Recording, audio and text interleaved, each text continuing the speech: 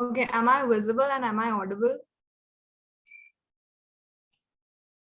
Yes, you are. Okay, so hello and welcome everyone to this webinar that we are conducting today. I am Kartiki from team The Nature's Eye, and let me quickly tell you who we are and what we do. And before that, I'll just quickly remind you to keep yourselves mute throughout the session, right? If you have any queries or questions, you can write them in the chat box. You can even raise your hands. We'll keep a record of that and we'll take up all the questions and doubts once our presenter is done presenting. Okay. Okay. So coming back to the Nature's Eye. So the Nature's Eye, powered by Wildlife Arc, is a group of nature enthusiasts who wish to share our knowledge and experience with the world. We strive to bring you informative and educational content from the small living world. Our major motto is to encourage, empower, and create opportunities for all the young environmentalists through various programs. And this webinar today is a part of such an event. Although we have lots of events lined up, and you can stay tuned with the Nature's Eye page or the website or the Instagram handle to stay tuned with all the events. Okay, coming back to the webinar that we are hosting today on pollinators' role in sustaining agro ecosystems and ecopreneurship, a way forward. However, today we'll only be focusing on the first part, that is pollinators' role in sustaining agro ecosystems. And for more insights on the same, I would like to introduce you all to our presenter and speaker for today, Ms. Indu, who is also a research scholar in a project for conservation of pollinators at the French Institute of Pondicherry, and she was previously also working as a research assistant at Center for Indian Knowledge Systems in Sirkazi, Tamil Nadu. So I would like to invite Ms. Indu to take it further from here and give us some insights on the same. Hope you have a good time in the webinar. Indu, you may take forward. Thank you, Kartiki, for such a beautiful introduction. Hello, guys. Very good evening to one and all present here. I feel very happy and energetic to be here, presenting my experience with you people. So, before I start, am I audible to everyone? And the screen is visible, right? Yes, Indu, you are audible and your screen is visible. Okay, thank you. So, since we have a lot of things to go on, so I'll just directly go into my topic. So, as said by Kartiki, here we have two parts, like two components of my topic. One is pollinators' role in agro ecosystem, more of a sustainable way, and another part is like ecopreneurship.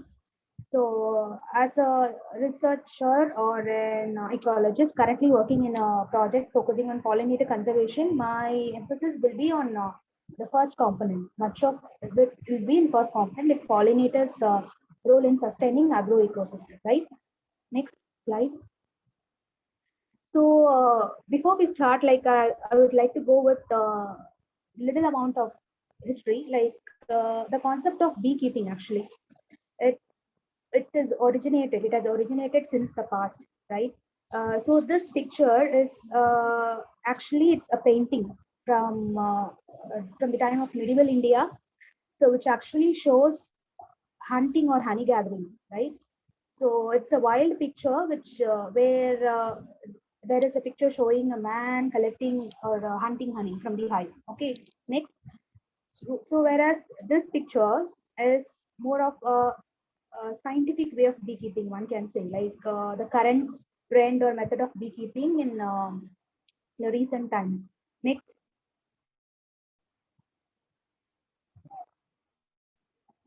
So when I say beekeeping, to all, like it appears why actually what is beekeeping is like when you ask to the general public like what is beekeeping or for what we need to do beekeeping, like they will say it as in a commercial enterprise, right? For example, one can say for production of honey, and still someone can say if they knew more about beekeeping, then they can say like it's for honey or bee products, right? Bee bread, bee venom, bee pollen, something like that.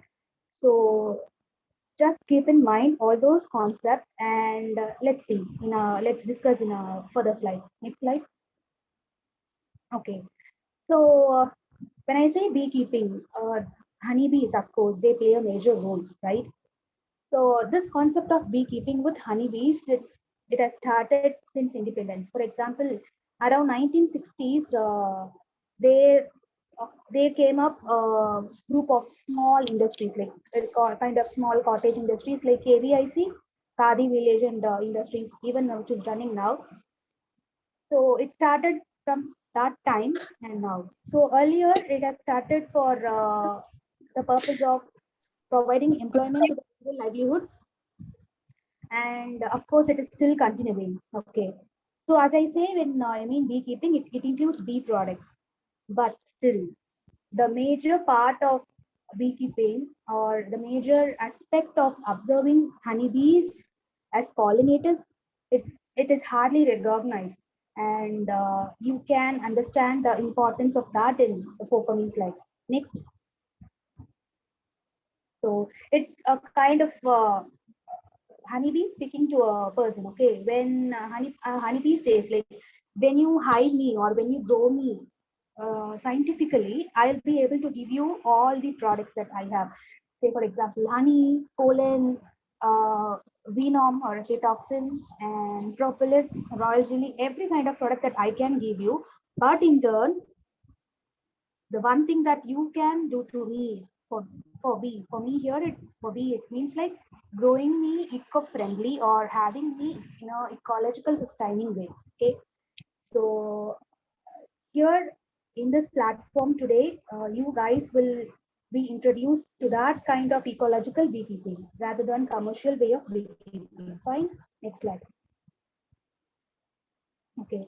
Before getting into the topic, I just want to say, when I mean beekeeping using honeybees, and when I mean honeybees in India especially, there are several research papers or experiments going on in our country even, stating like nearly we have 2000, more than 2000 species of bees, okay, including wild and everything, and among which nearly 1200 species of bees alone they can be domesticated, but uh, we hardly realized or recognized just four. Okay, so I would like to indicate here. The first one is Apis dorsata, which is also called as mountain honeybee or wild honeybee. It's quite bigger. You will see the pictures in upcoming slides. In Tamil, it is called as Malaiteni, which means mountain honeybee. That is bee which is habitating in mountain or wild region, something like that. Okay. And the third picture on the top is called as Trigonal Colony, the very little honeybee, and it is also called as stingless bee, which means it lacks sting, like it won't sting. It doesn't have the ability to stung or sting. Okay, it's very little. And in Tamil, it is called as Kosuteni, which means mosquito honeybee. Like because due to the size of that tiny creature, it is called. It's given such a name. And down where you can see stripes of black and white bands, it's called as Apis florea, and the stung of this bee is really very painful, but much medicinal also. So this the venom of this particular bee, it is exploited for medicinal use also. And the last one is Apis mellifera. It's not our native honeybee. Remaining, excluding Apis mellifera, all the three species, they are our native Indian honeybees. But this mellifera, there are a lot to spoke about this mellifera because this is actually Italian honeybee or European honeybee. And this particular honeybee is confused or misinterpreted with our Indian Asian native honeybee called Apis Serena indica, that I will show you in a later slide. And domestication of that Apis Serena indica and Trigona are the two things that we are going to deal today. Okay, next slide. Okay. Okay, when I mean pollinators, that especially pollinators by insects, there is a technical term called entomophilus. Entomo is nothing but study of insects. So entomophilus is study of pollination done by insects. So I can say like it's a cheap kind of pollination, but very efficient method of pollination also. Because when I mean pollinators in general, there are quite a large number of pollinators, including birds, bats, even rodents, they do pollinate. But amongst all, there are studies stating like nearly 82% of crop pollination depends only on insects, and among which 63% of pollination depends only on honeybees. Okay, so I think this stresses the importance of honeybees also again. So amongst insects, why honeybees? Why such a critical component for honeybees alone? Because they have specialized adaptations and they trigger crop yield because of their body size. And apart from pollination, they can also give additional employment or additional income generating activity to the person who is growing that. Okay, and more of all, it is self-sustaining. For example, if you have a hive and you are doing beekeeping and it is getting abscond from one box, for sure it will stay in surrounding. So it can sustain itself in any natural environment. Okay, and even in self-pollination crops, they can cross-pollinate. So there are two ways of pollinating crops. That last very important point is it conserves biodiversity. So we'll see how all these are going on. Next slide. Okay. So this is again important slide where one can understand why honeybees, particularly why honeybees. Okay, so I was telling you bees have specialized body parts. So in this picture, you can see a yellow colored oval kind of shape thing, no, in bee's leg. So that is called as pollen load. It's actually pollen load, which it is foraged from the flower, actually, where it sits. Uh, so that particular region on the leg, foreleg of the bee, it is called as pollen basket. Okay, and along with the load, this is called as corbicular load. Okay, so such provisions, example for collecting pollen and storing it in the basket, it exists only in honeybees. Okay, and it doesn't exist in any other insect species except honeybees. Fine. So what it will do, like it will just visit a flower, huh? It will collect the pollen dust. We'll call it as dust. For example, many people have heard allergical response to pollen because it's very tiny creature. There are several studies going on, like uh, studying pollen dust in air in the atmosphere. Like we will be using filter traps and we'll be collecting pollen and be studying such kind of studies. So imagine how tiny those molecules are. It's not even visible to our naked eye. It can be studied only under a microscope. Such kind of very tiny thing. So it just visits a flower. It just collects pollen using a protruding tongue. I think the tongue here is not visible, but maybe in forthcoming slide you can see. So it just collects the pollen dust from the flowers. It just adds nectar to the dust and it binds it up. It rolls it down and just brings back. Right? So finally, it just molds and it in a kind of pellet. It just takes to its hive and it just stores. Next slide. So yeah, here I think the picture clearly shows how it's collecting this. So just two facts I want to emphasize here, which again underlines or stresses the importance of honeybee in pollination. The first one is when you compare the economical, the economical benefit of bee products like the honeybee, I mean honey from bees, propolis, pollen, venom, royal jelly, etc. Fine, bee products, that economical level is much lesser when compared to the pollination services provided by bees. That is, the pollination service alone, it costs around 15 to 20 times more efficiency economically when compared to bee products. Fine. Another one is we all knew that India is an agrarian community, which depends where the major rural livelihood depends on farming and farming community. So in India alone, as per 2016 indices, study states that nearly 50 million hectares of land, they depend only on bee pollination. It doesn't mean like it depends on pollination, no. It depends only on bee pollination. So one can understand the importance of having bees here. Next slide. Yeah. So finally, what will be the advantages for the crop if it is pollinated by bees? Okay. First is improved vigor. Okay, even since the past studies from Charles Darwin states that though a crop is cultivated, it is self-pollinated by its own, when it is allowed to cross-pollinate by insects or some other agents of pollination, it says that the vigor of the crop doubles. Okay, which means like the vigor here, it means the viability, like one can say good quality seeds or good quality planting materials, something like that. And it can also be used to enrich the nutritive value of food, because now in a era where we live depend on fruit crops. uh, Government of India is implementing schemes and plans for improving nutritional food security, especially in rural livelihood. So in such a condition, uh, beekeeping as a part of honey entrepreneurship or as a part of improving the nutritive value of crop productivity is, I think, it's a very good scope. And study states that, and even in my project, like while I'm working in field, even I myself observed that uh, honeybee pollinated crops or honeybee visited foraged crops seems to be produce more nectar, because this can be explained. Okay, when a bee visits a flower, consider any kind of flower, little to medium to large. Okay, when a bee visits flower, it just puts its tongue into the what to say, the nectar gland, the nectar cup. So it just sucks the nectar.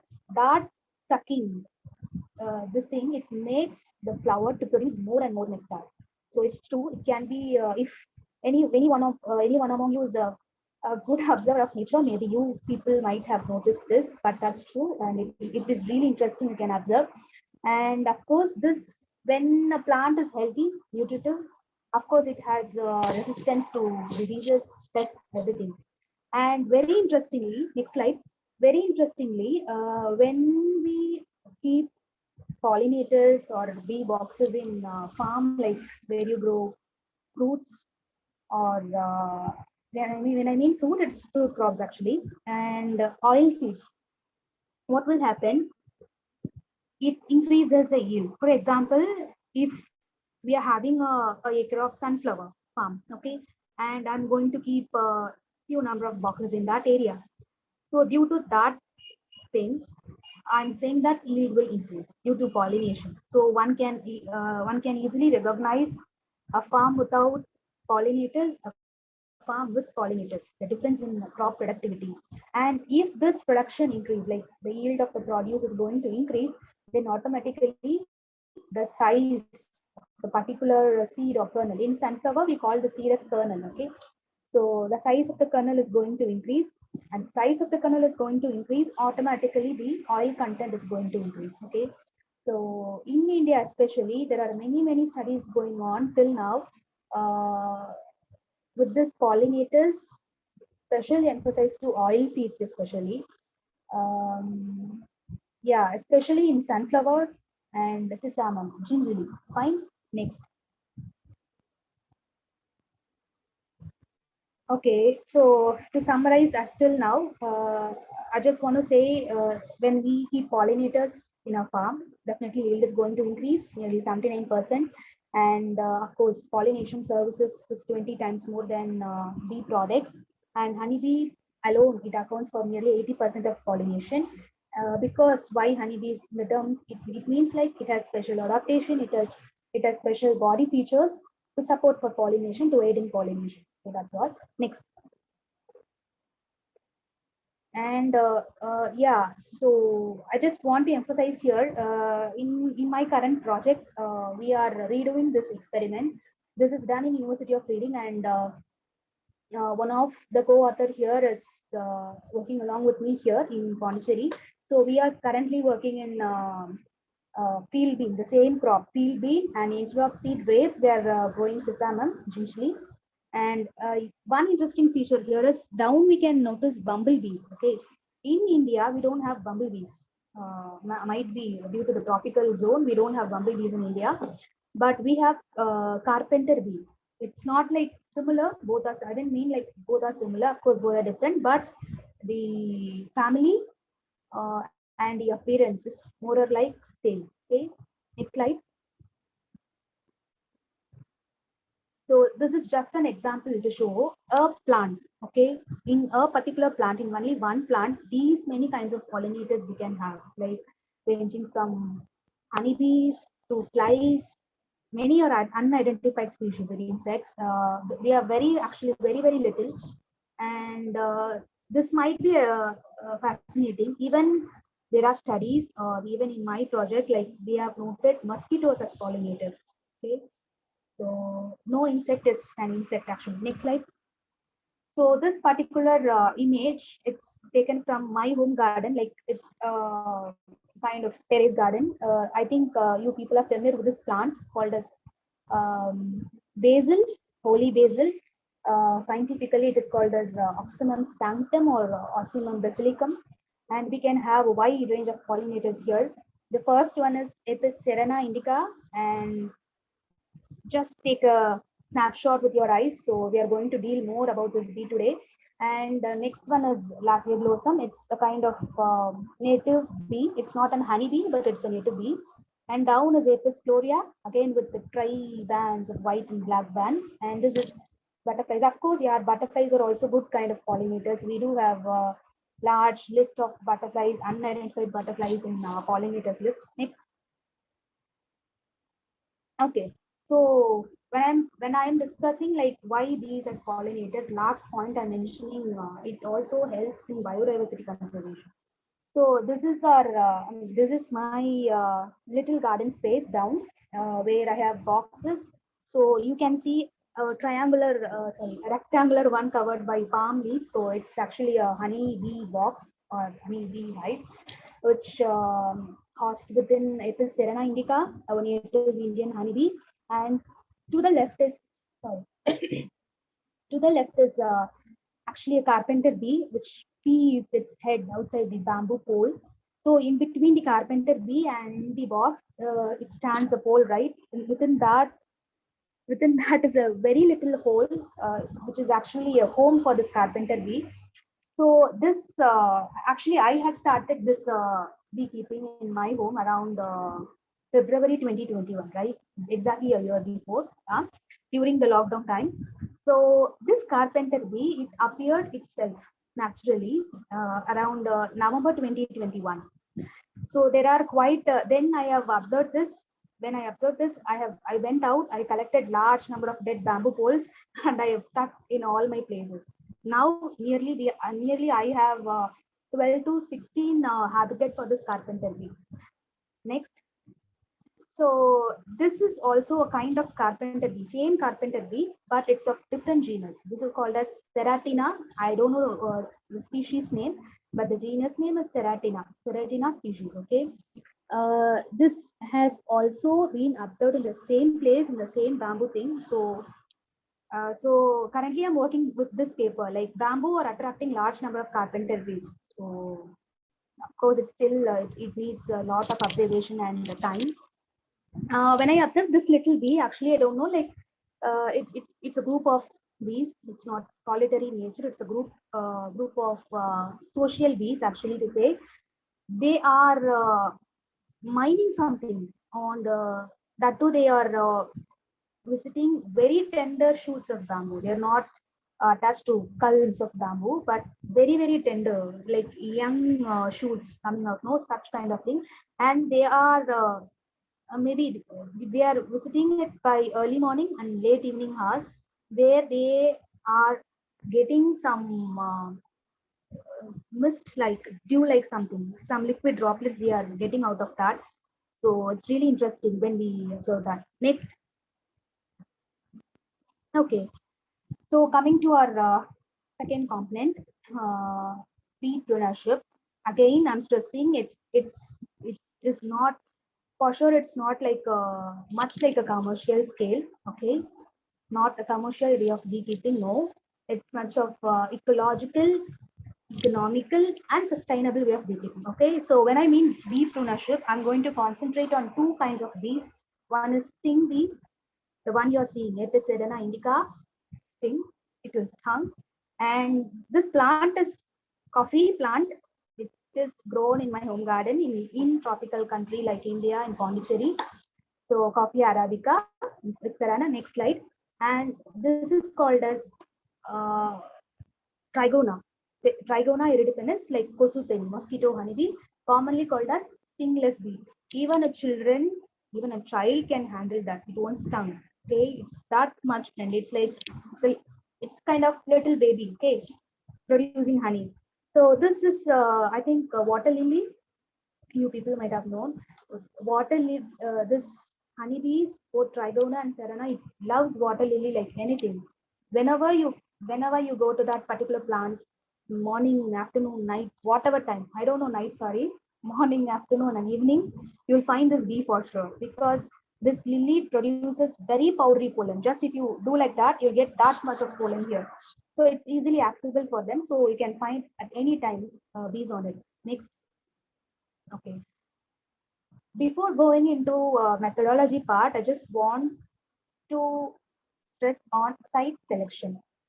So when you decide that you are going to have a hive or you are going to keep bee, okay, in your own, you want to become a beekeeper. Okay, the first thing you need to consider is provision of food to bees. Okay, so consider, imagine when you are going to a new place, study purpose, something like that. Okay, when you're going to shift to any new place. Okay, will be considering for what are the scope and opportunity. Of course, other than that, we'll we'll get to know about the shelter, food, accommodation, everything.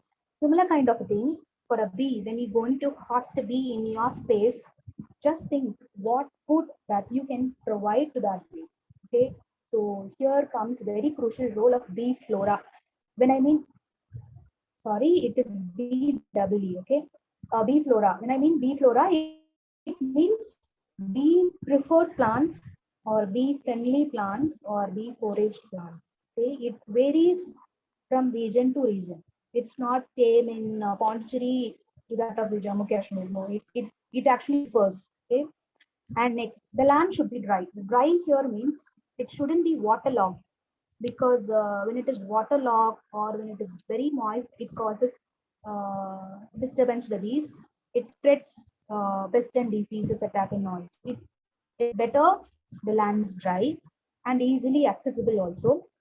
And if there are shade giving plants or shade in artificially created manner, it's well and good.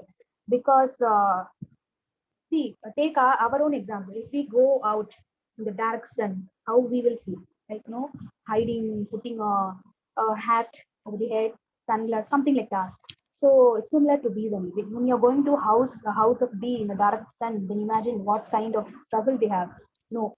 So just give them shade, and if it is natural shade giving tree or bush under which you're going to house, it's very well good.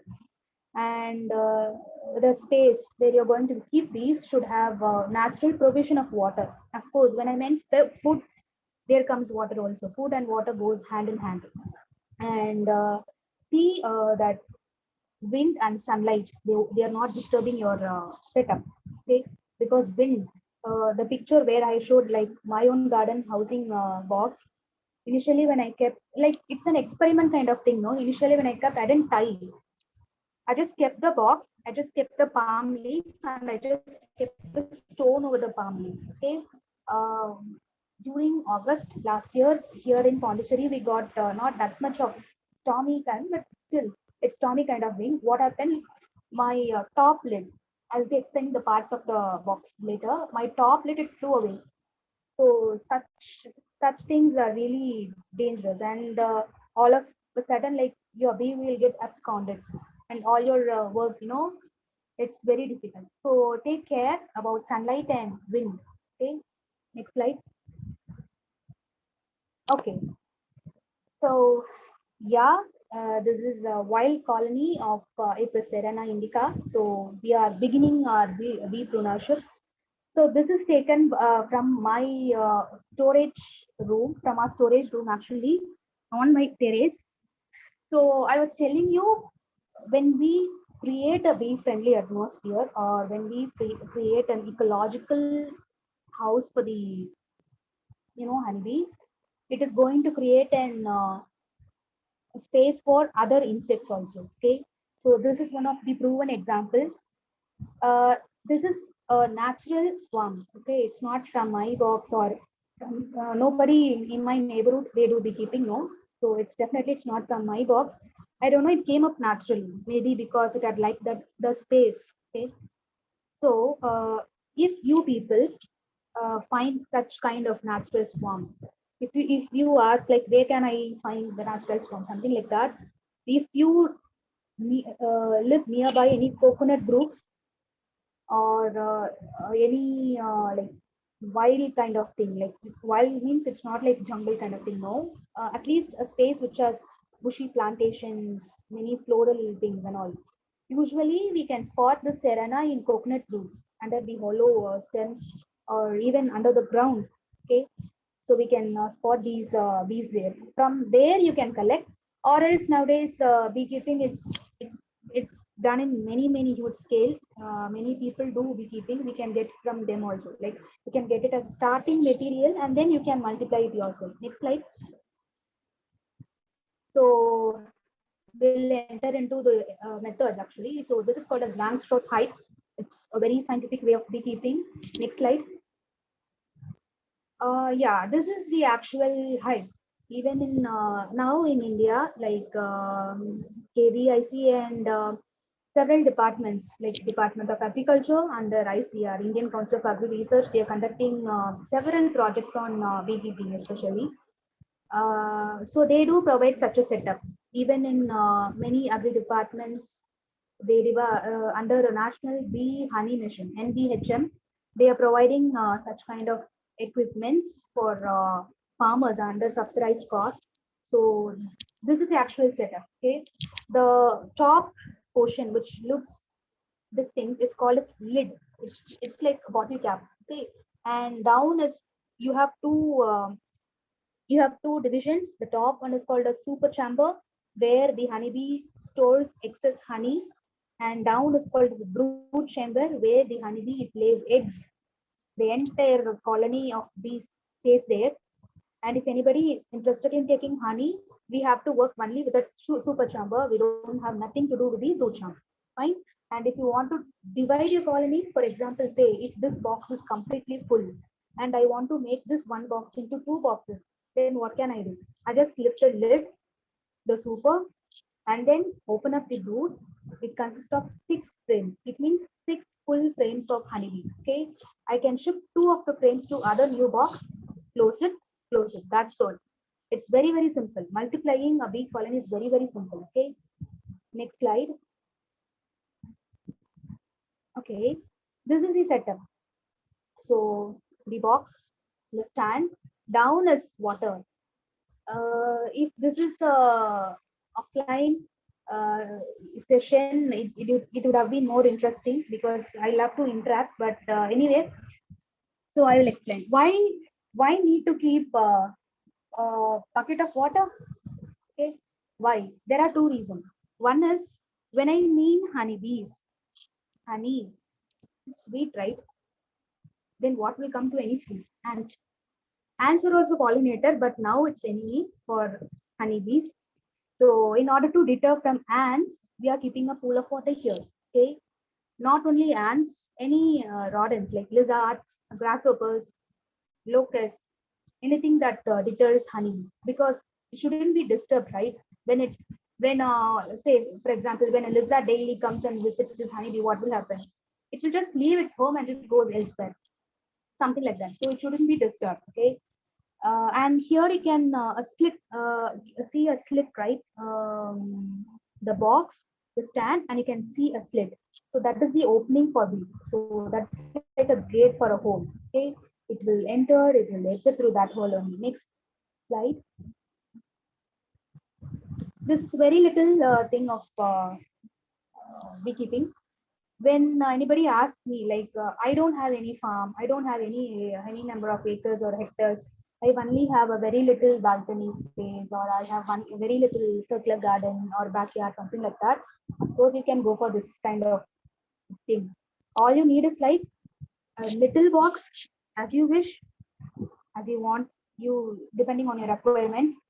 And a very simple stand with metallic stand can also be taken with four stands. Okay, four legs, which supports that box. Okay, and within that four legs you can keep in very little thing. For example, if you have any plastic water bottles, the small little one, just cut it into half, make into half, fill it with water or some oil, any kind of oil, just to deter it from other insects or ants. Pour water and keep the stand inside and just keep it set up. That's all. It's very simple. This can also be placed in rooftops, like when you're going to do terrace garden kind of thing. This is much interesting. Okay, we can keep this on the walls also. It's very simple. The setup is actually very simple. Next slide. Okay, when somebody asks, like, I don't want this much and all. I don't want to buy box. I don't want to buy metallic stand. No, nothing. Tell me a simpler way. Next, here it comes. So in pot, okay, I'm sure there is nothing cheaper than pot. Okay, uh, earthen pots. See, anything earthy, anything which is made up with earthy material, or anything which has earthy content in it. Definitely, it provides good ecosystem services. Will be cheap, cost efficiency, easy to manage, everything eco-friendly to say. Okay, so this pot hive is very simple. Here can I think you people might have a doubt here, because a pot will be like that. Okay, with very little opening on the top. Then one can ask, how can I put in, take out, what to do with that? Very simple. Turn the pot above, cut one third of it. You can cut the pot. Okay, see if this is a pot. Okay, I don't know how I'm visible. This is a pot, and you're going to turn it upside down. Okay, so here you have an opening. Okay, just take this lid part. You're going to cut this lid part 1/3. Okay, it is possible to cut the earthen part using a normal blade, even like Asha blade kind of thing. It's possible to cut. Okay, so like that you're going to cut and just take off the lid. Now you have a broad opening. This is very short. This is very broad. You can easily keep the hive. You can easily take off the hive. You can easily extract honey from that, put it back again, something like that. So it's very simple. And the picture down here, it's actually a trunk of a tree. Okay, it's wooden log, one can say, the hollow trunk of a tree where the bees construct comb naturally. This type of thing can be seen in wild areas or undisturbed areas. Okay, next slide. Okay, this is up to Serena. Now coming to Trigona, a very sweet honeybee. Next slide. For beekeeping, which can be reared in every places, be it urban, be it rural, peri-urban, semi-urban, every places, and there is no age restriction to do this. Okay, if a child can pet a dog or puppy, then why not bees? Like, doesn't do anything. It's very childish, very friendly bee. Even small girl or small child can handle this bee. Okay, so now this bubbly thing you're seeing is actually a colony of Trigona aerodypenis, a stingless bee. This is how the colony of Trigona looks like. This is actually a box. I mean, Trigona grown in the rectangular box, that the nuclear box that you people seen before, no, the same kind of box. If you open it, this is how it looks like. Next. Okay, so continuing with that, I just want to explain what is pollen, what is honey, something like that. Okay, to people those who don't know. So when a bee, it just visits a flower. Okay, the stigma or style, the very attractive part of the flower, attracts the bee. This bee goes to that particular part. It just rolls on it, just collects all the pollen on the body, hairs, legs, everything. Okay, and then it comes back to its home. Actually, okay, to the comb. Here, picture D. It's actually comb of Trigona aerodypenis. Okay, so there first it eats for itself, then it just nourishes its child or the eggs or the larvae. Sorry, they won't eat larvae. So it feeds to the larvae, and then excess amount of pollen or nectar it is going to store. Okay. Picture E is the pollen picture. Next. Yeah, this is emphasize. This is to emphasize the difference between brood cells and honeypots. This is actually a Trigona hive in. Okay, sorry, it's not. I thought it is interactive waiting for you to put answer. Sorry. So this is actually earthen broken pot. Okay, it's not actually a pot which is broken with sunken space. Okay, it doesn't have any lid and all. It's open. It's open, and I just covered it with the sheet, uh, rainproof sheet. Okay, so here we can see brood cells where the young ones or the egg laying things of trigona will happen, and to my left it's honey pots where honey and pollen are stored. If anybody is going to extract honey, then we need to sorry, then we need to consider this part alone. Like just open, just take this part, close it. That's all. We don't have anything to do with brood cells. Okay. Similarly, when you want to divide a colony or you want to divide this colony into 2 or 3, give it to somebody else, then just open, take few amount of pollen, few amount of nectar or honey, and few of the brood cells. That's all. Complete. Your new box is ready. Okay. Next slide. So this is the little box for the little bee. It's very simple, like a linear box. That's all. If you want to make it as a tire, like 1, 2, 3, 4, you can make any number of tires as possible. And you're going to provide very little hole. Observe this hole very carefully. We have a very interesting fact in the next coming slide. Next. Ah, so of course, in Serena, we saw very cost efficient pot hive. Here, it's very cost efficient bamboo hive. I would like to emphasize here, Kerala is a state of honeybee. Okay, of course, it's state of honey production. Uh, there are many factors contributing for this fact. This one, we have anybody who have pet in their home. Okay, maybe a puppy, maybe a kitten, something like that.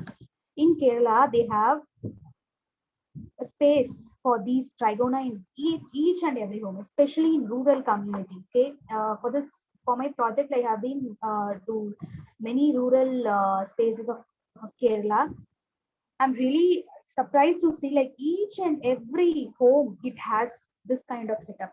It's very easy setup. Okay, actually it's a bamboo pole which is cut centered. That's all. Okay, this is a bamboo which is cut centered. So this is a lid, this is the bottom, or this is a lid, this is the bottom, something like that. Very easy to handle. Okay. Next slide. So this is how within a bamboo it look like. This is a Trigonal colony within a bamboo. And very interesting thing.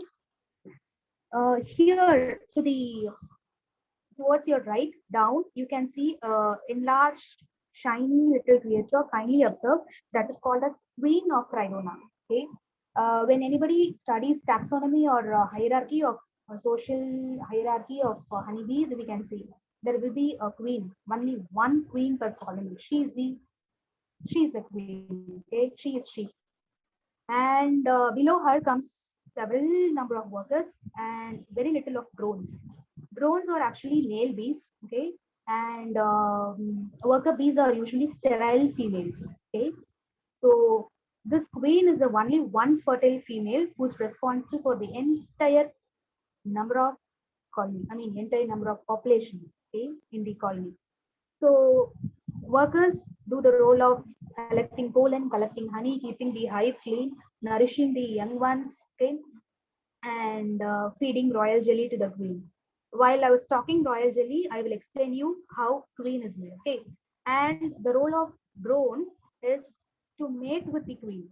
That's all. Once it gets mated with the queen, the drone dies. Okay, that's all. The role of drone is to be like that. And of course, the queen, captain of the ship, what she does is like she lays eggs. She goes on laying eggs, thereby multiplying the colony and sustaining it, making it viable throughout the year. That's all. Next slide. Yeah, so these are some of the very simple setup that you can have. This is very, lid, two lid closed. You can have Trigona inside. Next, again, very simple setup. A small lid, a little pot. That's all. This is a setup. You can have it like that. If you want to protect it from direct sun or rain, you can have it. Have another lid on the top. Very very simple. Next, these are different kinds of you know pots you can keep. Next, again, there we saw a bamboo angler. Here is a pot angler. So if it's a narrow linear thing, you can have accordingly a little population of bees, little amount of honey, something like that. If you want to have like a more quantity of honey or more number of colony, huge colony, you can have a huge space. Okay. For this example, this pot. Next, this is a natural setup. I can assure you guys, like for sure, in each of your spaces. I don't know where you people are from. I don't know, but I'm damn sure that in each of your space where do you live now, actually, you can see Trigona. Okay, it can be in any AC outlet or in a rusty pipe or in any cardboard trash bins. Everywhere, it's everywhere actually. It's the only thing is we need to observe. It's very little. Just observe, go out, move out, and observe. Next slide. So if anybody is interested in measurements, like no, I just want to know how to make this box with how measurements, which measurements, these are all things. But I want to say something like this is very simple. It all depends upon the creativity of that particular individual who's doing beekeeping. Okay, depends on the space where he or she is. Depends on the purpose. Might be for commercial way of extracting honey, propolis, etc., or for pollination. Depends on everything. Next, okay, thinking of how to invite them naturally.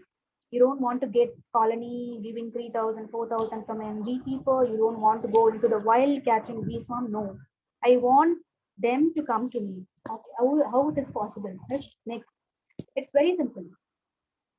Plant, plant, plant.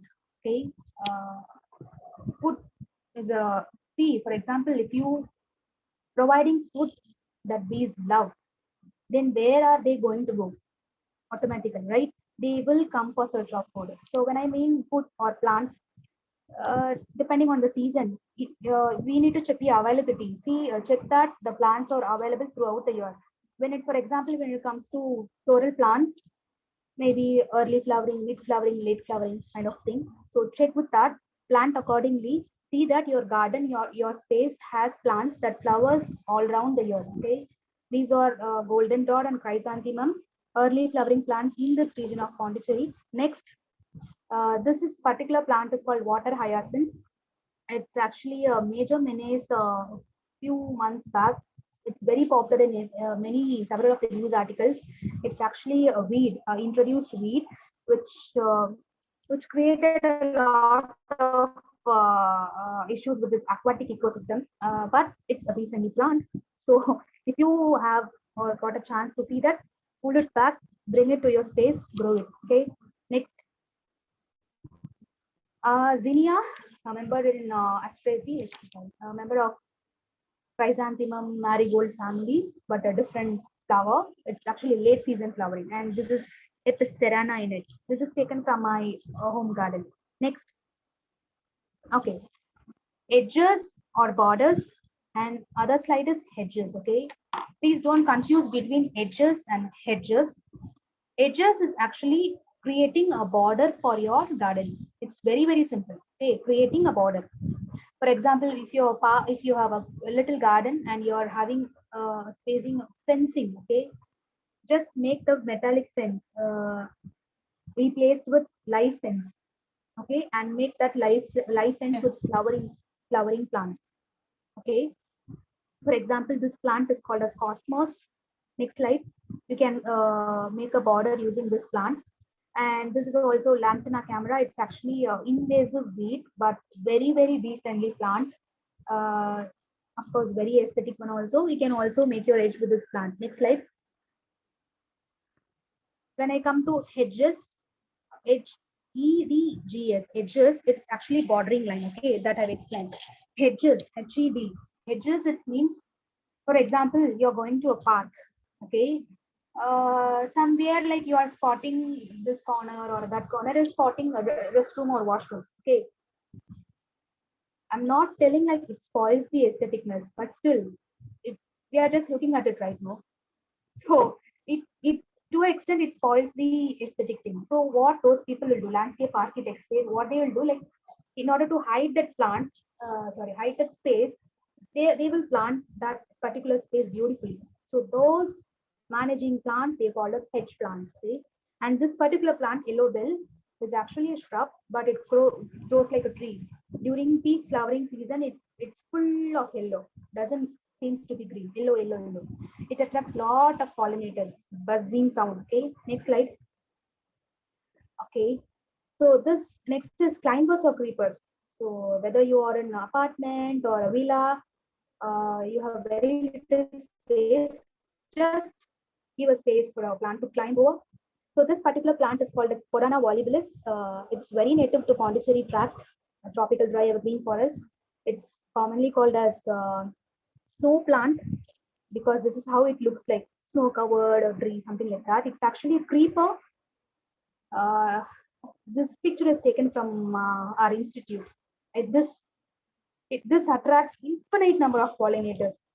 People who are interested in undertaking taxonomical work with insects, they can sit with this plant for many years, many number of years. Okay, so it houses lot number of pollinators. Like, other than honeybees, even they lot number of pollinators visit this plant. Next slide. Okay, so when you are going to provide all these food sources, turning whichever direction you are turning, you're going to see food. Then why not those people will come? Honeybees. Okay.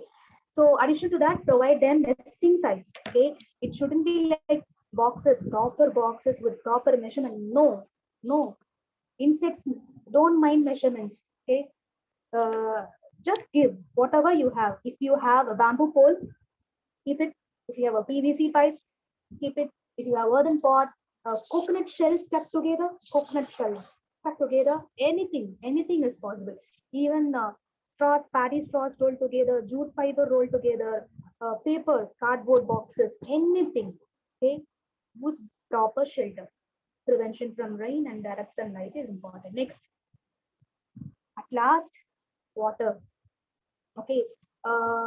In my observation, I have noticed nearly 60% of single bee, a bee's energy is lost searching for water.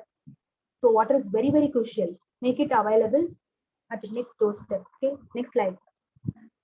So when we take beekeeping as an enterprise, for example, I am a farmer. I'm having, for example, I am a farmer. I'm having a crop production land, poultry farm, dairy farm, uh, aquaculture or aquaponics, something like that, fish farm, prawn farm, everything. Okay. Now I'm planning to have a beekeeping enterprise. I'm thinking, if I have beekeeping enterprise, whether do they disturb my other enterprise like that? I'm thinking. Is it yes? Not at all. Not at all. So it doesn't create any competition. It's really friendly way of an enterprise. Okay, it adds to your income, so it's definitely not an hindrance. Doesn't require heavy investment. Very laborless, except that division and taking up products. It's very cheap and very laborless. When it comes to yield, of course, it is going to increase the productivity, quality, and everything. Okay, next slide. Okay, what are the income from beekeeping one can have? So one can sell honey, okay, and other products. Bee venom, we are going to see bee venom, bee pollen, bee bread, royal jelly, okay. And if we can rent the bee boxes, for example, I'm doing beekeeping and I'm having 16 to 20 number of boxes, and my neighbor from somewhere else in the same tract, he needs bee boxes for pollinating his own farm, consider maybe a coconut brew or something else, cashew farm, something else. I can rent my box. Okay. In turn, we can have a mutual interaction. For example, if I don't want money for my box, I'll give my box. In turn, I'll take honey. I'll inform him, Priya, that I will take honey. You may not give me any money and all. I will take honey from your farm like that. It's like a rental thing. Or else you can rent the combs alone, not an entire box. The combs. Actually, the brood chamber consists of 6 frames. So you can rent two frames per box. That is possible. And when you are a commercial beekeeper, you are equipped with well equipped. You are equipped with better equipments of bee handling, like honey extractor, something else. So you can rent that equipments also. And of course, apiculture based floriculture is current trend now. I don't know, but in this region, it's not much popular. But in regions like Kerala, regions like Bangalore, it's very well taken care, especially in farms of Hosur, where floriculture is the major economy. They do apiculture-based floriculture, so it's really interesting, and it's in current trend setting thing. Next slide. Okay, so let me quickly take you to a look of bee products. So first is honey. Of course, everybody knows. 7 months before, article in Hindu explains purity of honey. It just studied different brands of honey. I don't want to specify any brands here. Uh, Stating no honey so far sold in commercial brands is pure. No honey is pure. Okay, so think uh, this aspect. If you are a beekeeper and if you're going to make a pure honey, then think where you will be. Okay, so maybe. So when I mean honey, importance of honey is known since Vedic times in Siddha, Unani, Ayurveda, everything. Ancient times, people see honey as a medicinal thing. Even now, it's used for this cough and all. Even this Corona pandemic and all, when people have sore throat, like they chewed honey with betel wine, and uh, even people who are going to lose weight, body weight management, they use honey. So even now, honey is used uh, maybe as a aesthetic one, as an medicinal one, nutritive one, everything. Okay, and okay, this is again a painting from ancient thing, and this table lists out the mineral value of honey. You can go through that. Next slide. Of course, all the medicinal properties of honey. Noted, like it is also anti-diabetic. Okay, burning issue today. Next. Okay, wax, bee wax. Just observe this picture. Okay, this is a bee comb actually. So the bee comb can be melted. Once I tried this in my home. I just took the comb out. It's very old comb, so it needs to be discarded anyway. So I just experimented that. I just took it to my seat cover, like my scooty cover. Okay, the seat, which is in direct sunlight for entire day, okay, for at least for a half a day. I just kept that wax on the seat. Within 3 to 4 minutes, it just melted and just turned out liquid.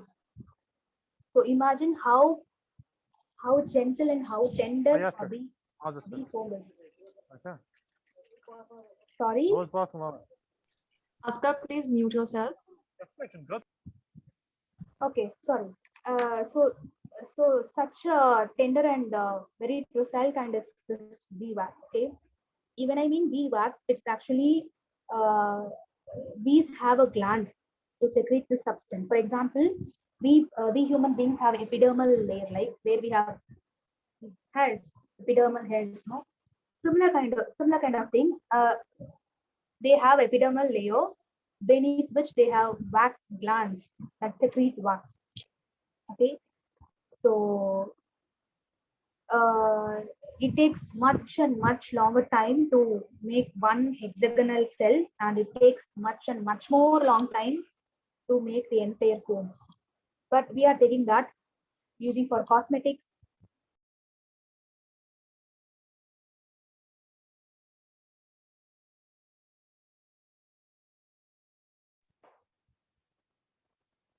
Sorry for the interruption. Uh, I think I'm audible, right? Yes, you are audible now. Sorry, yeah. So nearly 75% of bee wax, it goes directly into pharmaceuticals and cosmetics, of course. And in India, major percentage of this bees wax, it is taken from a bee species called as Apis dorsata, the bigger honeybee, which we saw in the previous slide. And nearly 29 metric tons of bee wax is produced annually from that particular species of honeybee. Remember, Apis dorsata cannot be domesticated, it cannot be hyped, it cannot be grown in box. It can only be seen or it can only be habited in wild areas like forest. I think you people have seen this in water tanks, surely at least once in your lifetime. Water tanks, buildings, even in my hostel campus, it was there. So it has ability to cope up with human hindered or human disturbed spaces also. It can adapt. Next slide. Very interesting. Bee venom. Okay. So it is also called as epitoxin. Similar to that of epidermal cell. Bees have a venom secreting gland in their last part of abdomen. This picture it clearly depicts. Okay, imagine we have our abdomen divided into small and large intestine. Okay, just imagine that, and that small and large intestine of bees, it is attached to the stinging apparatus. It will be a comma shape. The stinging apparatus attached to the intestinal area of bee. So when you go and disturb a bee, we are going to take off its honey, or you're going to disturb it by any way. Maybe going to open the lid in direct sunlight, you're going to disturb it anyway. It gets triggered. Make it clear, only when you trigger that bee, it will stick. Okay, other than that, it won't sting. It won't sting. So when you just do that, it stings, and when it injects that sting in your skin, the comma shaped thing pointed end, it just sticks to your skin. And when it sticks, the bee flew away. Okay, it just flew away. The entire intestine it leaves out. Since the intestine is attached to the comma shaped stinging apparatus, it just leaves the intestine again. Imagine if we are removed of our intestine, what will happen? I don't know whether human will die or not, but bee will die for sure. Okay, so a stung bee dies after an hour. After hour or 1.5 hour or so, it cannot withstand its life. Okay, so it's much crucial, and this is how we are producing bee venom. Okay, nearly a single bee produces nearly 0.5 to 1.1 microliter of bee venom. Okay, and yeah, so this is the picture which shows where and all these epitoxins used in therapy. In anti-venom research is really a big branch of apiculture emerging today. So nothing, and yeah, they have starting from local to systemic things. We can employ this bee venom is employed. Next slide. Royal jelly. Royal jelly is a nutritive substance. Here you can see this is a single cell of a bee colony. Very one single hexagonal cell where you can see C-shaped or comma-shaped larvae which is floating in royal jelly. Okay, worker bee usually feed this royal jelly to any female bee, and the well-fed female worker bee emerges into a queen. There is only one queen per colony. Okay, so this is very precious. Taking this royal jelly is very precious, and it's quite difficult task also. Next slide. This is the nutritive value of royal jelly, and yeah, it is again secreted by hypopharyngeal glands of bees. So this royal jelly, it decides the queen, who should be the queen for the colony. Okay, and it's of course it's milky white secretion. Next slide. So where it is used, dietary supplements again, in food products, in medicinal thing, most vitamin supplements, most importantly stimulating race horses. I have seen in our area in Pondicherry, there is a club which runs pigeon race. They leave pigeon for race. Okay, it goes from state to state. So for that pigeon, for that race pigeon to get pounds of energy at the stretch at the once, they are feeding this royal jelly. Okay, I've seen it myself. Next, bee propolis. Actually, propolis is a resinous substance or a gummy substance that bees take from from tree sap or from flower bud sap. When you, example, when you, I mean, when you pluck a flower from any family members of Euphorbiaceae family, it gives you milky latex, white latex. So it's kind of propolis. So they usually take this propolis or gummy or resinous substances to construct their hive, to protect their hive. For example, I asked you people to take a snapshot of a little hole in a linear box when I was discussing about Trigona. So imagine you're creating a circular hole, okay, and Trigona is very, very little. So once it enters, it can find much bigger space around it. So in order to seal that extra space, extra unwanted space, they just take this resin or gum from latex from the tree and just seals. Okay, it's actually used as a sealant in honeybee. Okay, next, yeah. So here the left part where you can see dark brown thing, it's actually a good propolis. Of course, this entire thing is made up of propolis, and at the center where you have light brownish to orange colonies, you can see the lines connecting, hexagonal things connecting one. It's like a carbon tetrahedral bond, something like that. People who are interested in chemistry might feel interesting. So that hexagonal linear thing, it's actually propolis. Okay, next slide. And of course, propolis, it's nearly 50% of trees' resins or botanical sources, and 30% of wax secreted by bees, and other thing or the essential oils, organic compounds that's taken from trees. Next slide. And yeah, propolis is actually much antimicrobial, anti-inflammatory. So it has large amount of medicinal value. So yes, so it is used in ointments, paints, for its stickiness, even in toothpaste they might use. And one important of having propolis inside a hive is like, say for example, rainy season. Okay, where the honeybee hosts large number of disease attacks, pest attacks, something like that. Presence of this phytolith, it fights against the particular pest or diseases due to its antimicrobial content or antibacterial content. Okay, so it's self-protective, self-sustaining. Next slide. What you can see here, a little cutie is doing something with the flower bud. Okay, you can see air of dust. Okay, I don't know whether you people are seeing or not, but it's on the air. The pollen dust, it's on the air. Next slide. So it's nothing but pollen, bee pollen. Yeah. So unlike honey, propolis, venom, bee pollen is also a good byproduct from bee. If you go on Amazon and click on bee pollen, you can see bottles and bottles, tins and tins of bee pollen. Next slide. It's given as a nutritive supplement. This is the process of how to obtain bee pollen. Usually, we'll have a pollen trap. What to say? It's very minute lid-like thing. Just a lid, okay, having holes. And when a bee enters into the, we are going to keep the lid at the entrance of the beehive. And when a bee enters into the hole, it just leaves back the extra orbicular loads back. So it is going to be collected in the tray, which is kept underneath. Okay. And in pollen, so in this project, we currently work on pollen.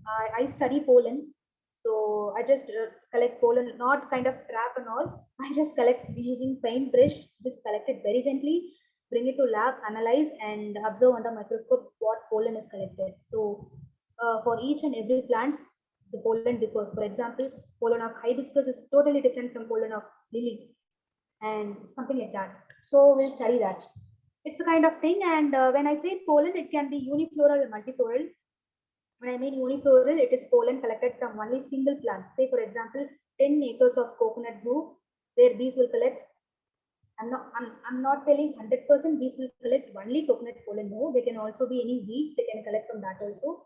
And when I mean multifloral in a farming like mixed farming or integrated farming area where you have diversified crops, they will collect from quite a number of sources. So there you get multifloral, mixed type of pollen grain. Next slide. So these are the nutritive value of pollen. They are they are rich in carbs and proteins.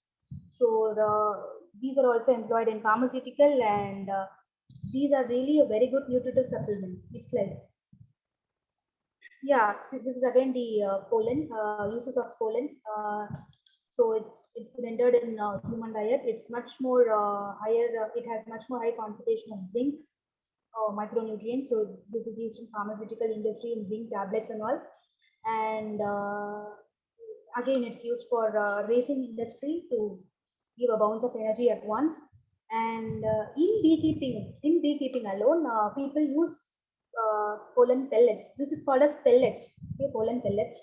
They use pollen pellets during the dry season to feed to the bee. For example, if I'm having 20 bee colonies, okay, and during summer, like I don't have that much of floral or nectar sources in my garden. So what I'll do in order to sustain my 20 number of colonies, I will get provisional supplements, additional supplements from outside in terms of pollen pellets, and I will feed my bees. Okay, this is going on. Next slide. Okay, so these are all these. So just to summarize, we started with the how to select an area to do beekeeping, site selection. Next, once you do site selection, the knowledge about bee behavior, because whenever I go to people, I do work with rural community of women, a self-help group in a region called Oroville, Pondicherry. So I work with them. So usually I believe in fact that women, they can withstand those pains and all. I believe in that fact. So when I approach them, the first question they ask like, everything is okay, but what will happen if they stung me? This is the first question they ask me. So this is important before you start with beekeeping or before you start to handle bees. Learn how do they behave or how you need to behave to them. Okay, this is very very important. How this can be achieved? Simply to start practicing, to get your hands on. Okay, start with the bamboo thing, start with the pot, earthen pot, very simple colony. Start with Trigona, go to Serena and all. Okay, it's very very simple. Next is try to attend as much as training or beekeeping courses. I'm very happy that if anyone among here starts with me, like me as here thing, and Department of Agriculture, Government of India, they are implementing several programs and schemes on beekeeping, especially under National Bee Honey Mission. Every year they are organizing special camps, workshops, everything. This year, sorry, last year it occurred in online only. I think it's free. So try to attend as much as possible if you wanted to become a successful beekeeper kind of thing. And check with flora. So many studies are available. Since I believe that people here, they are familiar in using all the surfing kind of things. So you may go for surfing. In Pondicherry, where I work, actually, my end result is to create a bee floral calendar, which means I need to produce a calendar which has bee preferred plants starting from January 1 to December end. Okay, so such kind of bee floral calendars really exist for different states in India. So if you want to start with that, please go with that. It is really available in IARI website, Indian Agricultural Research Institute or Indian Council of Agriculture Research website under entomology, under apiculture. It is available. Okay, one can go for that. And yeah, choosing bee species is very very important. Okay, you are a new individual interested in beekeeper, and straight away if you are going to take Serena, it's quite difficult. Okay, just start with Trigona, learn how do they behave, where do they go, how do they take. what do they like, learn all those and then go step by step. Don't jump straightly into, huge stage of thing. Lastly, but very important, keep the colonies at appropriate location. Okay, uh, I'm continuously telling they are eco-friendly, they are very docile, they're very friendly, they're child kind of thing. Still, uh, you might not fear, or you may not have any fear, but your environment or your neighborhood, okay, they will fear for me. What if they will stung like that? This question is very common among all. So just take care of that. Okay, be specific where you're keeping, how you're keeping, what you're keeping. Okay. So yeah, I would like to conclude by saying, in current scenario where most of us are having domestic little one in our house, right? Might be a puppy, might be a kitten, might be a rabbit, might be lovebirds, might be parrot, anything. Even now, this awareness for sparrows, even in, I don't know how you people are here, but in mailing list called 80, at least once in 3 months or once in 6 months, there will be a forum which talks about sparrow, housing sparrows. Okay. There are several NGOs running for sparrows, which gives free boxes to hold. So when we people are ready to keep a house for sparrows without expecting anything in return, do sparrows give you anything? Do sparrows give you economical benefit, or do they give something else? No, no, not at all. But we are ready to give a space for it because of its cute, petty sound, because of its the atmosphere that it is going to give us. Okay? If this is possible, next slide. Next slide. Then why not for these sweet little creature that can also give you economical benefit? Okay? Think of it and go for it. Thank you so much for bearing me. Thank you all. Thank you so much, Indu. It was indeed a very insightful and detailed presentation. Thank you so much for bringing us so much insights on the topic. Now, I would like to hear from our participants. I see a few questions in the chat box. So, Vandana, what question do you have? Can you please ask her?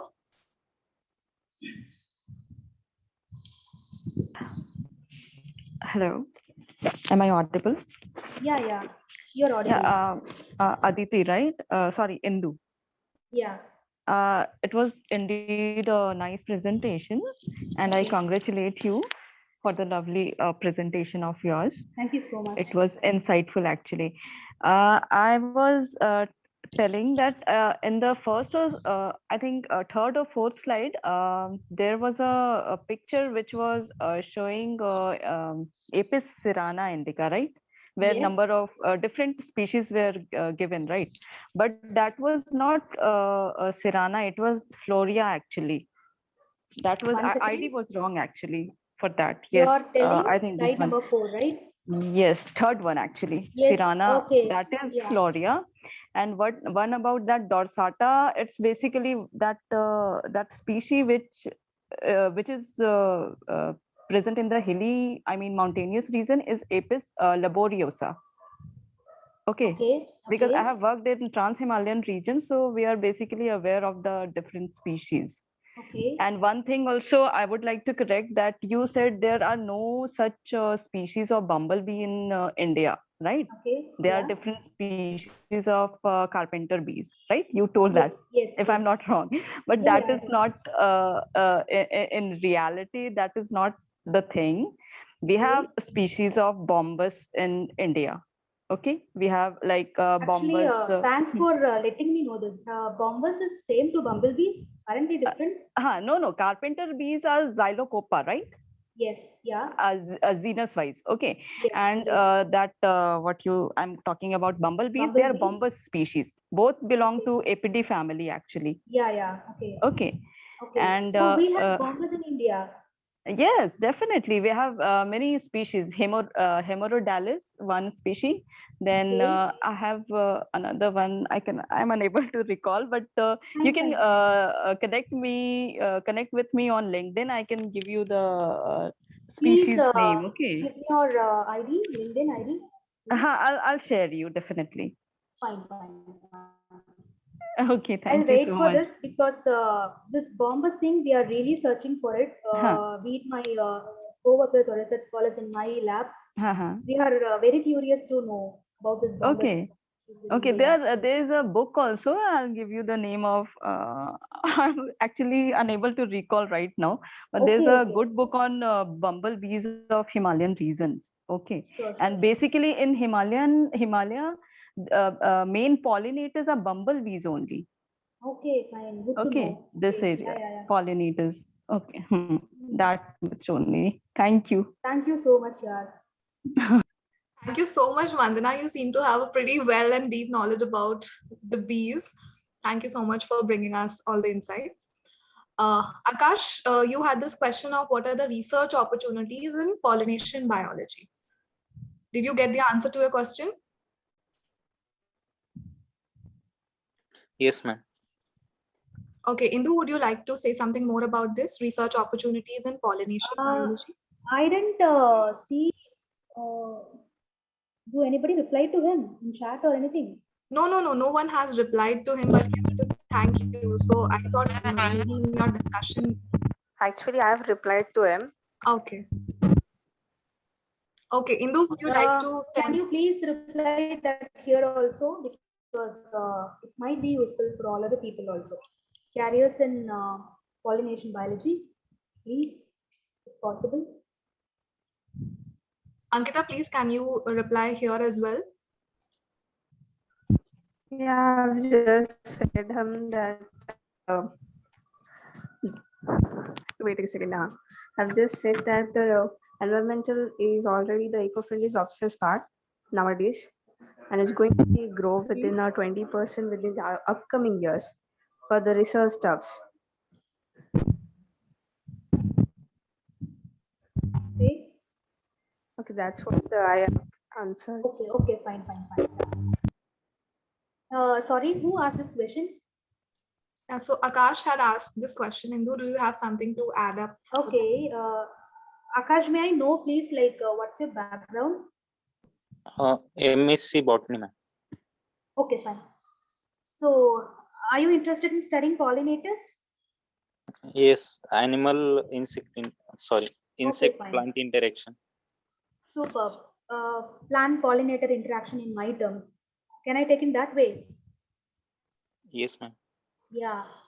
So yes, I won't say the scope is large, but they are very crucial need for this kind of study.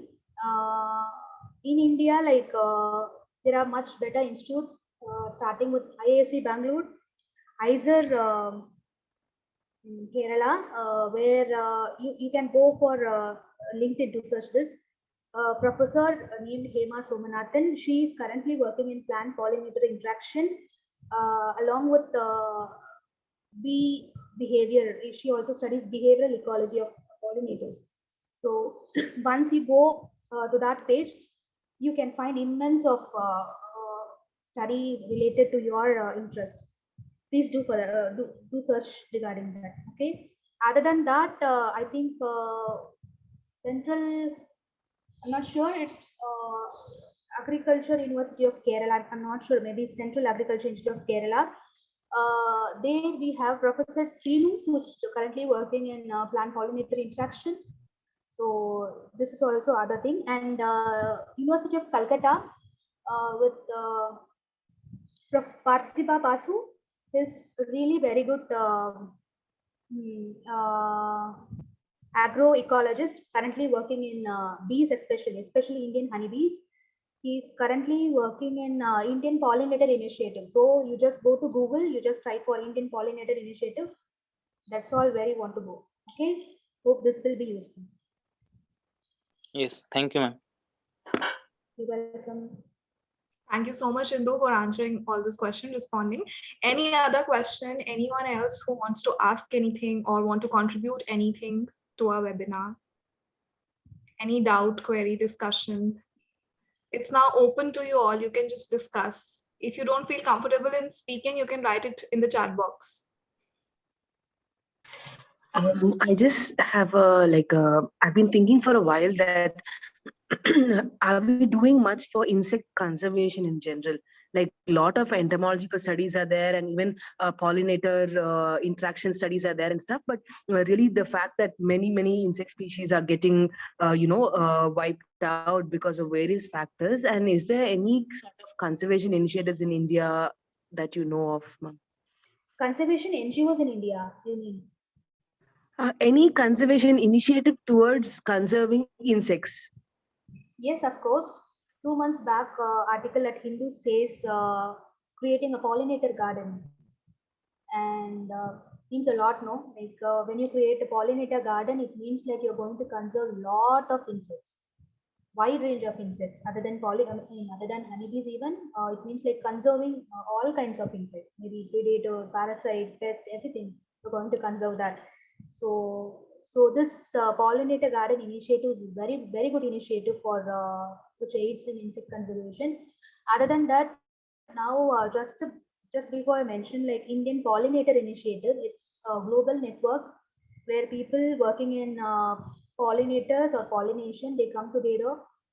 They have they will conduct like symposium, workshops, seminars, like that kind of thing. They do bring awareness about the insects or pollinators to people, and it's like open forum where people from different part of the country, they can share their observation, asking for ID of that particular insect. So everything is happening. Yeah, we do have quite a lot of network in many of the social media, even in LinkedIn, Twitter, everything. People are working together to aid in such a conservation thing. Yeah, it's going on.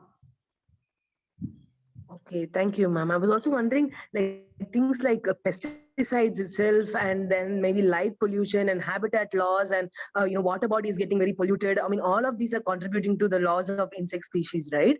Like, Yes, how do yes. you think we can tackle such large problems? Because that involves the agriculture industry and so many other things. So, do you have any hope for bringing these things, like to reverse these things, maybe? Thank you so much for this question. When you ask, do you have any hope? The only hope is me, for myself, because I don't think, as you said, it's a global scenario. It's I mean, what to say, agrarian communitical scenario. It cannot be changed at once. Right? It requires lot of time, energy into it. So for me, when you ask for me, it's individual who can change.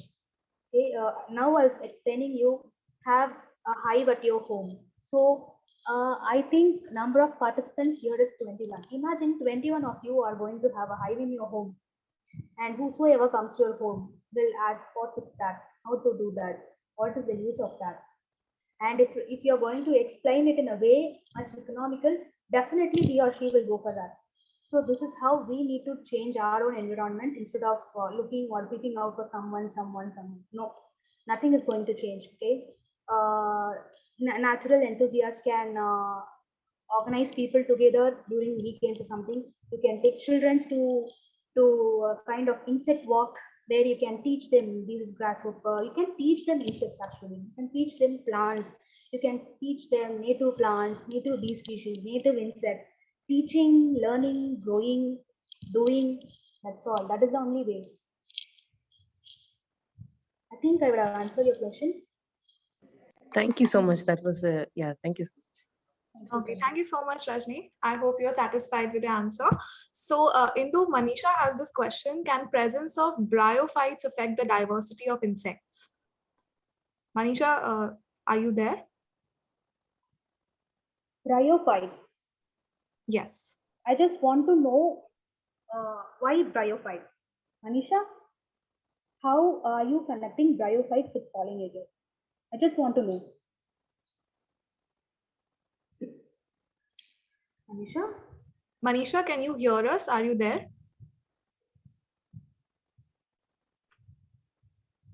Okay, I think she's not able to listen. We have Okay, next one. fine. Yeah. Okay, go with it. So, shall I go ahead with the next question? Yeah, fine. Yeah. Okay, so Akash has written that can you please explain me about the CCD that occurs in bee? Colony collapse disorder. Fine. Yes. Thanks for this question, Akash. Yeah, top.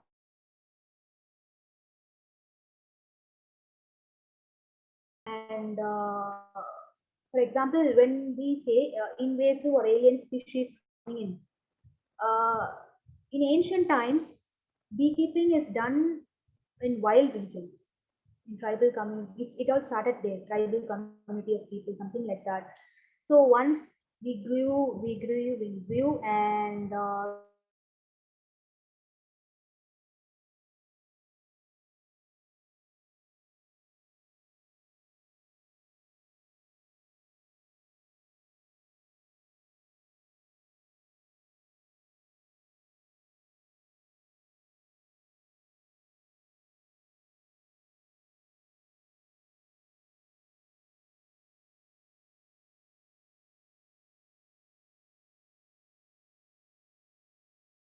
okay.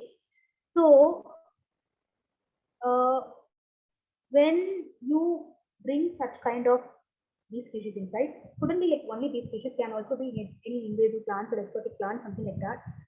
When you bring such species inside a new environment, okay, it means like you are introducing something different to this region. And when you are introducing something different to this region, of course, you need to be ready to both the pros and cons it is going to give you. Okay, Mellifera has been introduced into India with a thought like it is going to be more honey. Of course, it produces much more quantity of honey when compared to Serena, because of which farmers who have been domesticated Serena are going for Mellifera even today, of course. But still,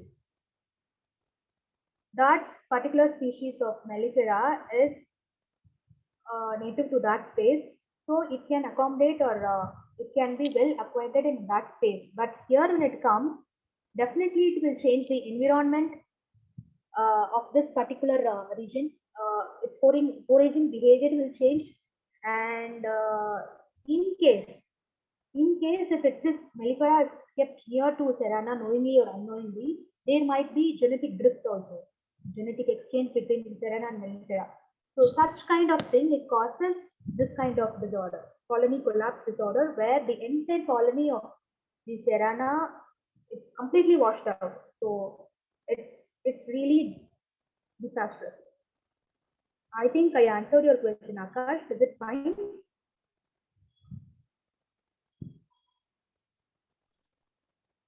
Akash, I hope you got the answer to your question. Are you there?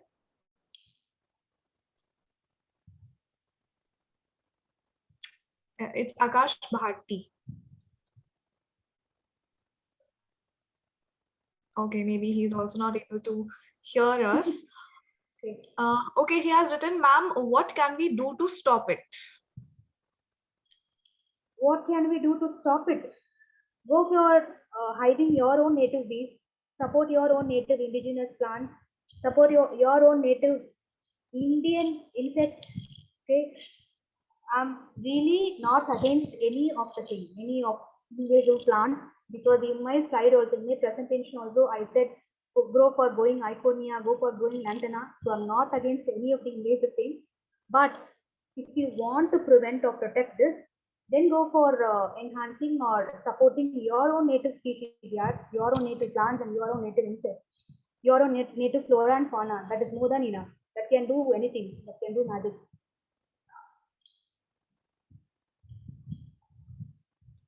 Next. Okay, Akash, I hope you got all the answers. Manisha, yes, Manisha has written it again. Voice is not clear. Biophytes do contain nutrients, but are used for controlling insect pest. It can be used to conserve insects or not? Got to know through some article. Missed the answers to above questions. Maybe network issue. Okay, no problem, Manisha. Can you hear us now? Okay, Manisha is congratulating you for a very nice presentation. I'll answer that question. Manisha, thank you so much. I read the same article. I've been the same magazine. Okay. So I'm working with that. Because of that only I was asking before, like, who's Manisha? Why are you asking about that? So it's really a current emerging topic because bryophytes. Yeah, we can use bryophyte for insect conservation. For example, in my presentation, I was telling you aquatic plants can also be used as a honey forager plant. Maybe might be nymphaea, water lily, or icornia.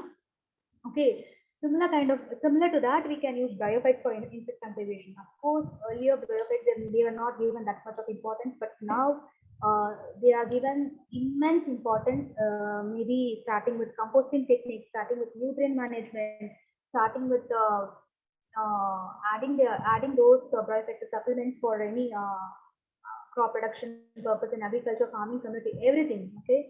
Uh, similarly, those can also be used in insect conservation. You can hold graphite within your garden space and say like it also hosts a large number of pollinators. It can also be a good bringer of bee foraging plants.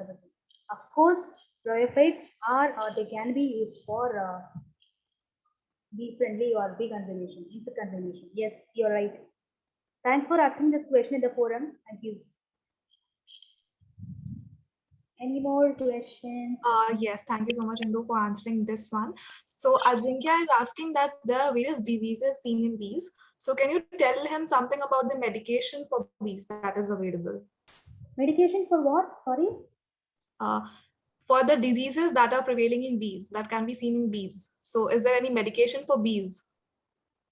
Okay. Uh, Very kind-hearted person. Medications for bees. Uh, for me, if you ask, again, I will tell in very simple terms that I have experienced or I have experimented. In my slide, I was showing a slide mentioning osmum plant. Rupali, can you please go to that slide? I asked you guys, like, I think you're familiar with this plant. It's called as Osmum basilicum or holy basil. Okay. So I wantedly made this picture to be here because once it can sound like uh, very filmy, but this is the fact that I observed. During peak summer, like after May, in my colony, like I have observed bees like shouldn't tell like that, but for me it felt like kind of vomiting kind of thing. Okay, I can saw. I mean, I observed white liquid exudates the coming via the tongue of the honeybee. This was quite wondering. Usually they will take anything from the flower within and what they're expelling out. I was thinking. So 2, 3, 4, 5 a week passed. Uh, most of the bees, I just saw them falling down, dying down, okay, without any reason. I just took up, I just aborted that, and I can see sting and all, everything is healthy. I don't know like what is happening. So I just took it to an entomological lab in Coimbatore, and with the help of my entomological professor, we just analyzed that. He said like it is a syndrome. Now I didn't remember that thing, but it is syndrome. Okay, syndrome is like a starting stage of a disease. So he said like maybe it can be due to much of heat, uh, due to heat intolerance, something like that is saying. So it just went on, but uh, during the same season, other hives, like I have 3, 4 hives, and in our institute we have 3, 4 hives also. Other boxes, I mean, in some spaces, in other spaces, it's healthy, but it's the same thing only. So it's on the same lane. One box this, next box this side. So something like that. So if this is due to heat tolerance, then this also might be like that. So, but why I was wondering. Then due to course of time, a beekeeper called Eric from Oroville, he just visited my farm, my home garden, and my terrace garden, and our institute garden also just came with me, just visited. I was asking him, so he was asking me what. actually we both are sharing our experience in all our things. So meanwhile, I was discussing this with him. So this such kind of thing happened. I went to my supervisor. He told like that, blah blah blah. All of it. Then I asked him like, why? If it's due to heat tolerance, then why this colony is suffering? But that all those were healthy. He told me like, you are giving medicinal plant for those things, then why do they're going to suffer from that? One thing, Hare, I didn't give any medicinal. What are you telling like that? So he explained me this.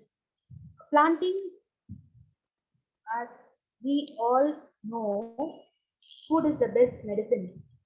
Planting food as or a medicinal crop as food, it helps in preventing diseases. It helps in overcoming the diseases. Okay, because the colony in my home suffered, but colony in my institute, both are nearby. Colony in my institute didn't, because in our institute we have a wide range of this tulsi plant. Okay, we do have coleus, like we have a small aromatic herbal garden, a very little garden. So all these pictures are taken from that. That houses a large number of pollinators, especially the box hive.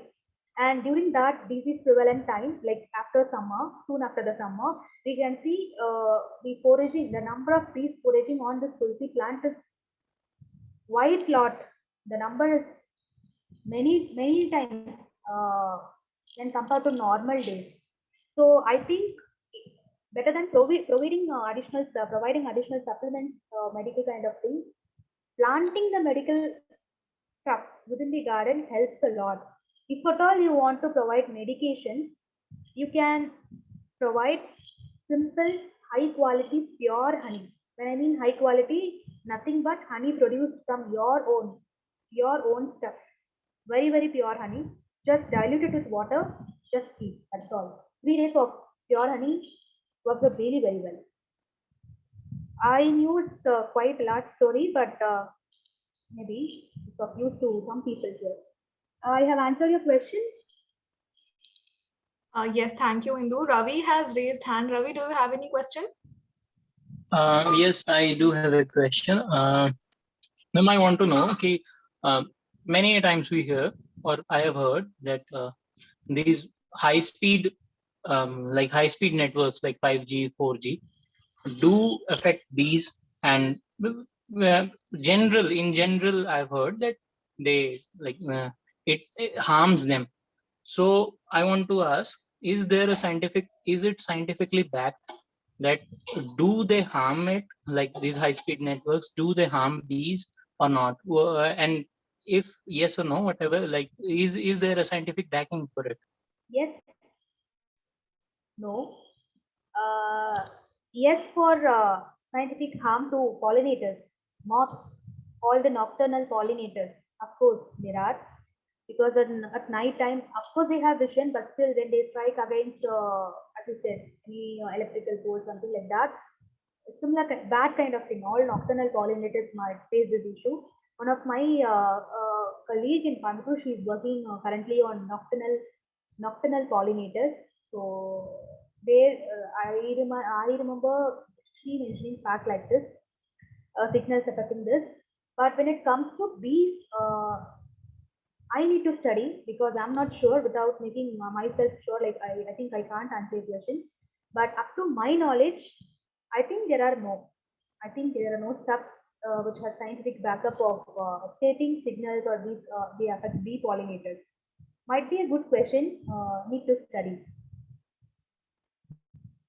All right, thank you, ma'am. Thank you. Thank you. Okay, I hope Ravi, you got the answer to my question. Any more questions or any queries from any other? Apart from Vandana, I'm coming back to you. So, Indu, Vandana has a lot to add on about the bumblebees, and also she has written something about the primary pollinators encompassing orders. So, Yeah. So, Vandana, Yeah, I would like you to continue, right? Hi, Indu. Actually, I just added the 3 species which were, which were recorded from my study area, which I wasn't able to recall that time. Okay, one is Tunicatus, Bombus tunicatus. One is Hemorrhoidalis, and another one is Territoris. This was, I think, reported from the Himachal area. Okay, that Great Himalayan National Park. Okay, all the mostly the Himalayan states that JNK, Uttarakhand, Himachal, Sikkim, Arunachal. These 4-5 states, they show the presence of bombus species. Okay. Okay. Just for your insight, that's it. Nothing else I have to add. Please try to connect with me. I have I shared want to you the connect with LinkedIn you. account. You can connect me there. Okay. Sure, And besides, Vandana. I can share some of the research articles there or on Definitely. ResearchGate, and you will get May I know better your information. current work now? Sorry? May I know your current work, like what you're doing now? I have worked in Trans Himalaya under National Mission on Himalayan Studies on pollinators conservation itself. Okay. Okay, so there was a community participation. We interacted with the people around in the states of, JNK, Himachal, and Uttarakhand, all 3 states basically. And we have also published a technical report also on that project. You can easily get that on the website of NMHS. Okay, fine. Okay. Yeah. Okay. Thank you so much, Vandana. Means a lot. Thank you. Yes, thank you so much, Vandana. And Indu, we have copied her LinkedIn link that she has put in the chat box. We'll provide you that so you two can connect and do something wonderful in future. Okay, so Akash has asked if you could share the PPT. So Akash, you will be getting the recording of this entire webinar. Okay, we'll provide you the recording of this webinar. And if Indu is okay with it, we can share the PPT with you. Yeah, fine. Okay, so Akash, I have noted down your email ID and we would share this with you, and you will of course get the recording of this webinar. Okay, thank you so much, Indu, for responding to all the questions. I hope we are done with the questions, or anyone else has anything to say. Actually, so we are done with the first part, right? Yes. We are left with the second part, right? Yes, we are coming to that part. I just want to make sure that we are done with the questions.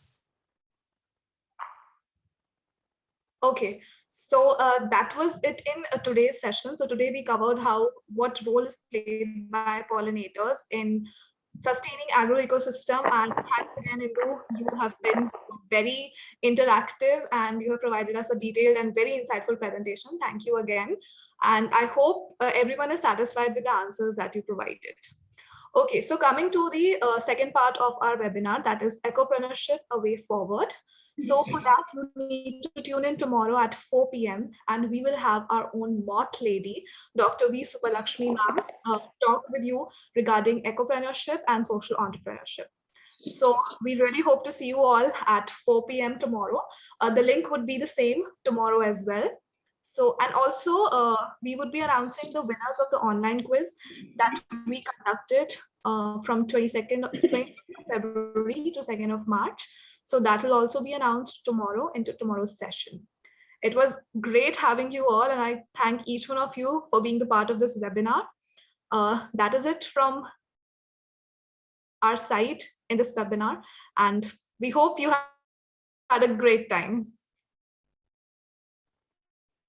Yeah, thank you, Kartiki. Actually, forum, I just want to thank Nature's Eye and the team for giving this wonderful opportunity.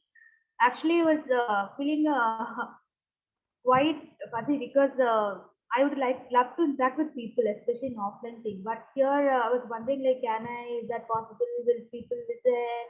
Will people interact? Something like that. But really, it's like very better forum where even I gained a lot, starting with Vandana, starting with Manisha. Everybody's question actually it gave me it just added many of objectives to my own study. So thank you so much. Yes, it was indeed a very interactive session. Even I have not seen this much of interaction in any webinar that I have attended.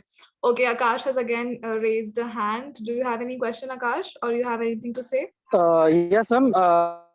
I want your mail ID because माने कि मैं अभी MSc forestry कर रहा हूँ, तो मैं अपना फर्स्ट टर्म पेपर मैंने बटरफ्लाई पे काम किया है, तो मैं चाहता हूँ कि कुछ ऐसा सजेशन दे जिसपे शायद मैं इस टॉपिक के बारे में अगर बता सकते हैं जो मेरे को हेल्पफुल हो अगले टर्म पेपर Okay, के so लिए, can you second term paper के लिए। repeat the topic again? Ma'am Akash, can you repeat the topic again that you've asked, that you just asked? Ma'am I want suggestions for the topic so that I can do research or term Okay. paper on it. Okay, If you so can I suggest think me. Indu would be a better person to ask this question, right? So we have written your mail ID. Okay, ma'am. I would give the same to Indu and she'll get back to you. Thank Okay, you ma'am. so Thank you, ma'am. much. Okay, I hope everyone had a Thank you, good ma'am. time and it was again a very interactive session. Thank you all for joining and see you tomorrow with the second part of the session at 4 p.m. Thank you so much. Thank you, ma'am. Thank you. Thank you Thank all. you. You all may leave now. Thank you so much.